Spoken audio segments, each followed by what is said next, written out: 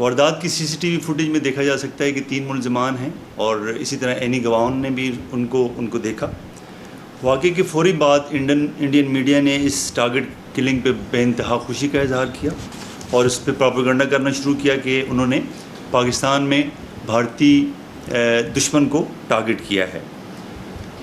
میں یہاں یہ بات یاد کرانا چاہ رہا ہوں کہ یہ واقعہ 9 اور 10 مئی کے بیک گراؤنڈ میں ہوتا ہے، جس میں کہ بھارت کو پاکستانی افواج کے ہاتھوں شکست ہوتی ہے اور لا انفورسمنٹ ایجنسیز اس طرح کی کوئی بزدلانہ کارروائی ایکسپیکٹ کر رہی تھی۔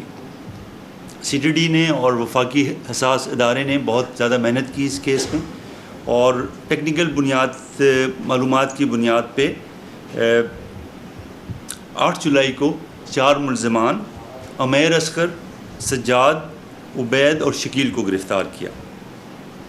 تفتیش کے دوران ان کے راہ سے لنکیجز ثابت ہوئے اور یہ ثابت ہوا کہ اس ساری کارروائی کا ماسٹر مائنڈ ایک خلیجی ریاست میں رہائش پذیر بھارتی خفیہ ایجنسی کا ایجنٹ اور ہینڈلر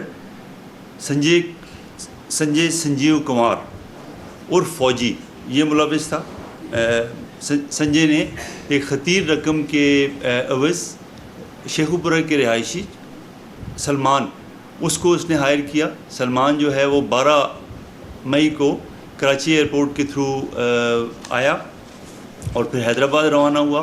حیدرآباد میں اس نے ایک ہوٹل میں رہائش پذیر ہوا اور 4 ملزمان جو تھے اس کے ساتھی وہ مرید کے اور شیخو پورہ سے آئے۔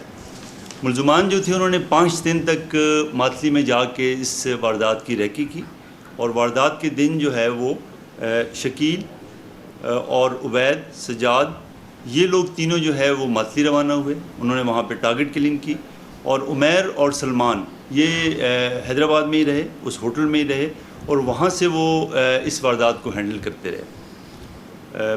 بیرون ملک سے جو سنجے ہے وہ ان کے ساتھ اس دوران مسلسل رابطے میں رہا۔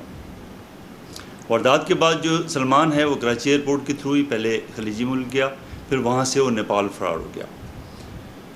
تفتیش کے دوران CTD نے یہ بھی پتہ چلایا کہ راؤ نے اس واردات کے لیے بہت خطیر رقم خرچ کی اور بینکوں اور مختلف ذرائع سے انہوں نے یہ پیسے بھیجے۔